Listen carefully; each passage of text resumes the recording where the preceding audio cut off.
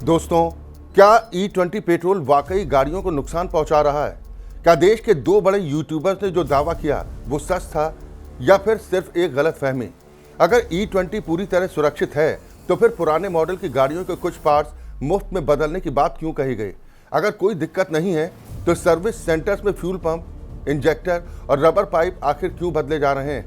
और सबसे बड़ा सवाल, अगर करोड़ों लोगों के मन में इतने सवाल हैं तो सरकार अब तक एक खुली और पारदर्शी जांच क्यों नहीं करवा रही?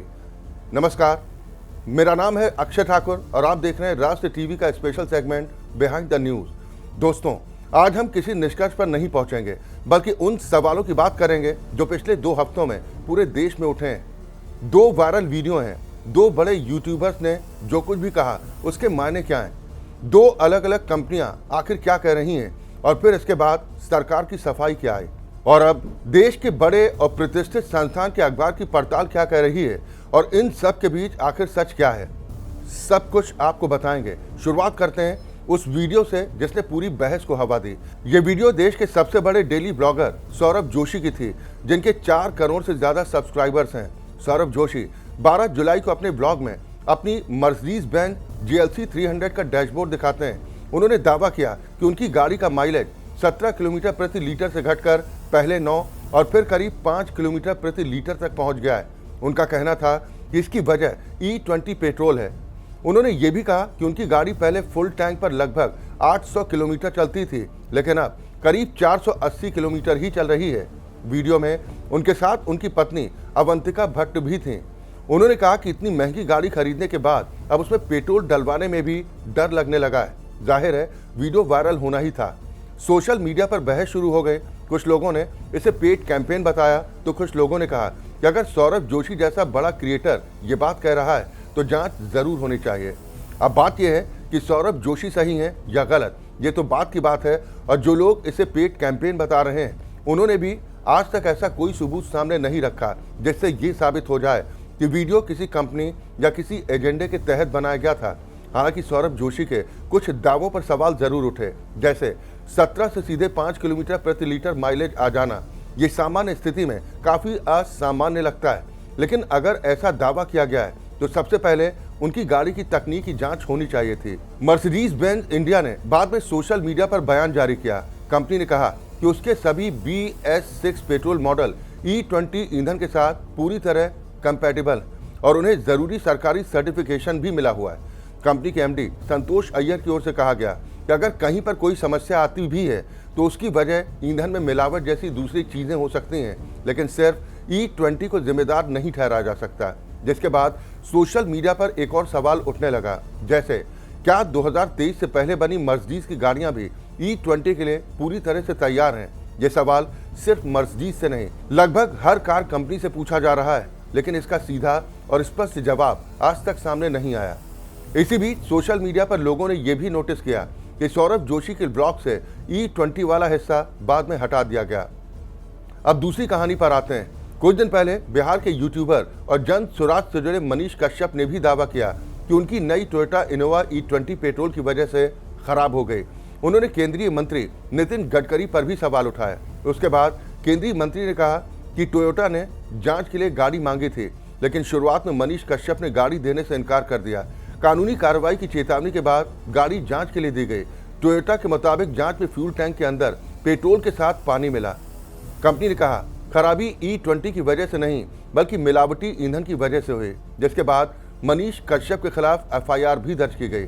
लेकिन यहाँ भी एक सवाल बचा रह जाता है, अगर कंपनियां बार बार मिलावटी पेट्रोल की बात कह रही हैं तो आखिर ये मिलावटी पेट्रोल आ कहाँ से रहा है? क्या हर ग्राहक खुद अपने टैंक में पानी मिला रहा है? और अगर इसका जवाब नहीं है तो इसकी जांच कौन करेगा? सरकार करेगी या फिर तेल कंपनियां? अब तक इसका भी कोई स्पष्ट जवाब नहीं मिला। सरकार का पक्ष जानना भी जरूरी है। पेट्रोलियम मंत्रालय का कहना है कि अगर E20 से वास्तव में बड़े पैमाने पर नुकसान हो रहा होता तो लाखों वारंटी क्लेम सामने आते, लेकिन ऐसा नहीं हुआ, इसलिए बड़े स्तर पर किसी समस्या के प्रमाण नहीं मिले। केंद्रीय पेट्रोलियम मंत्री हरदीप सिंह पुरी ने भी कहा कि कार बनाने वाली कंपनियां और सर्विस सेंटर दोनों कह रहे हैं कि E20 से कोई दिक्कत नहीं है, लेकिन इसी बीच दैनिक भास्कर की एक रिपोर्ट ने इस बहस को फिर से हवा दे दी। अखबार ने भोपाल, रतलाम, नर्मदापुरम, खंडवा और उज्जैन समेत 5 शहरों के 16 अधिकृत सर्विस सेंटर्स में जाकर पड़ताल की। रिपोर्ट के मुताबिक 16 में से 6 सर्विस सेंटर्स ने बताया कि मई 2026 के बाद फ्यूल सिस्टम चोक होने के मामले बढ़े। भोपाल के एक सर्विस सेंटर में सिर्फ 2 महीने के भीतर 14 इंजेक्टर और 8 फ्यूल पंप बदले गए। रतलाम में लगभग 500 गाड़ियों की सर्विसिंग हुई, जिनमें 10 से ज्यादा इंजनों की मरम्मत करनी पड़ी। 2 फ्यूल पंप बदले गए, 10 रबर पाइप बदले गए और फ्यूल सिस्टम की शिकायत लेकर आए 5 ग्राहकों में से 2 की गाड़ियों में फ्यूल पंप बदलना पड़ा। खंडवा के एक सेंटर में 6 इंजनों को खोलना पड़ा। एक हुंडई सर्विस सेंटर ने दावा किया कि पहले हर 100 ग्राहकों में लगभग 20 लोग फ्यूल फिल्टर साफ कराने आते थे। अब ये संख्या करीब 40 तक पहुंच गई। रिपोर्ट की एक और अहम बात यह है कि भोपाल वाले सेंटर में जिन 14 इंजेक्टर और 8 फ्यूल पंप को बदला गया, वो सभी गाड़ियां वारंटी पीरियड में थीं। यही सरकार के दावे पर सवाल खड़ा होता है। सरकार कह रही है कि वारंटी क्लेम नहीं आ रहे, लेकिन अगर पार्ट्स वारंटी के अंदर ही बदल दिए जा रहे हैं तो क्या हर केस औपचारिक क्लेम के तौर पर दर्ज भी हो रहा है? भास्कर की रिपोर्ट के मुताबिक 16 में से सिर्फ 3 सर्विस सेंटर्स ने यह साफ कहा कि खराब पार्ट वारंटी के तहत मुफ्त बदले गए। बाकी ने इस सवाल का स्पष्ट जवाब नहीं दिया। हालांकि रिपोर्ट का दूसरा हिस्सा भी उतना ही महत्वपूर्ण है। ज्यादातर सर्विस सेंटर्स ने इन खराबियों के लिए सीधे E20 को जिम्मेदार मानने से इनकार किया, लेकिन इसकी वजह भी रिपोर्ट में बताई गई। रिपोर्ट के मुताबिक ज्यादा सर्विस मैनेजरों के पास E20 से जुड़ी कोई अलग तकनीकी एडवाइजरी नहीं थी। मैकेनिकों को भी एथेनॉल से जुड़ी संभावित खराबियों की कोई विशेष ट्रेनिंग नहीं मिली थी। यानी अगर उन्हें यह बताया ही नहीं गया कि E20 से होने वाली खराबी की पहचान कैसे करनी है, तो वो रिपोर्ट में उसे कैसे दर्ज करेंगे? और यहीं से एक पूरा चक्र बनता दिखाई देता है। एडवाइजरी नहीं तो E20 कारण के रूप में दर्ज नहीं होगा, रिकॉर्ड में नहीं आएगा, और रिकॉर्ड में नहीं आएगा तो कहा जाएगा कि शिकायतें आई ही नहीं। ये तर्क बिल्कुल वैसा ही सवाल खड़ा करता है जैसा अक्सर अपराध के आंकड़ों को लेकर उठता है। अगर शिकायत दर्ज ही नहीं होगी तो आंकड़े कम दिखाई देंगे। दैनिक भास्कर ने 6 जिलों में 220 वाहन चालकों से बात भी की। उनमें से 58% लोगों ने कहा कि E20 आने के बाद उनकी गाड़ी का माइलेज 2 से 5 किलोमीटर प्रति लीटर तक कम हुआ है। 81% लोगों का कहना था कि E20 से पहले इंजन या फ्यूल सिस्टम से जुड़ी ऐसी दिक्कतें नहीं आती थीं। 31% लोगों ने कहा कि सर्विसिंग के बाद भी स्टार्टिंग और पिकअप की समस्या बनी हुई है। हालांकि अखबार ने यह खुद साफ लिखा है कि ये लोगों के अनुभव और दावे, इन्हें वैज्ञानिक प्रमाण नहीं माना जा सकता। लेकिन सवाल यही है कि वैज्ञानिक प्रमाण देगा कौन? सरकार, कार कंपनियां या कोई स्वतंत्र एजेंसी? अब तक किसी बड़े स्तर का सार्वजनिक अध्ययन सामने नहीं आया। इसी बीच टाइम्स ऑफ इंडिया की एक रिपोर्ट में यह दावा किया गया कि ARAI यानी कि automotive research association of India की एक अप्रकाशित रिपोर्ट में कहा गया है कि E20 कुछ रबर पार्ट्स जैसे फ्यूल होज, गैस्केट, सील और ओ रिंग पर असर डाल सकता है और समय से पहले इन्हें बदलना पड़ सकता है।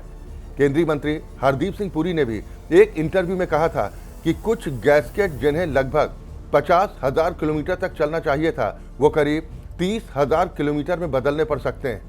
यहीं एक और सवाल उठता है, अगर कोई असर नहीं है तो फिर पुराने मॉडल की गाड़ियों में कुछ पार्ट्स मुफ्त बदलने की सलाह आखिर क्यों दी गई? खुद नितिन गडकरी ने भी कहा था कि 2023 से पहले बनी कुछ गाड़ियों के रबर वाले पार्ट्स प्रभावित हो सकते हैं और इसीलिए कंपनियों से कहा गया कि सर्विसिंग के दौरान जरूरत पड़ने पर ऐसे पार्ट्स ग्राहकों से अतिरिक्त पैसा लिए बिना बदले जाएं। अब आर्थिक पहलू भी समझिए। फिलहाल हमारी भी सरकार से यही अपील है कि जनता के मन में जो सवाल हैं उनका जवाब आंकड़ों और पारदर्शी जांच के साथ दिया जाए। और अगर आपकी गाड़ी में वास्तव में कोई दिक्कत आती है तो सिर्फ सोशल मीडिया पर वीडियो बनाने से पहले अधिकृत सर्विस सेंटर जरूर जाइए। जॉब कार्ड की कॉपी लीजिए, रसीद संभाल कर रखिए। अगर गाड़ी वारंटी में है तो वारंटी क्लेम जरूर दर्ज करवाइए, क्योंकि सरकार का सबसे बड़ा तर्क यही है कि वारंटी क्लेम नहीं आ रहे। और आखिर में इस पूरे मुद्दे पर आपकी क्या राय है? क्या E20 को लेकर लोगों की चिंता जायज़ है या फिर यह सिर्फ कुछ अलग अलग मामलों की वजह से पैदा हुई बहस है?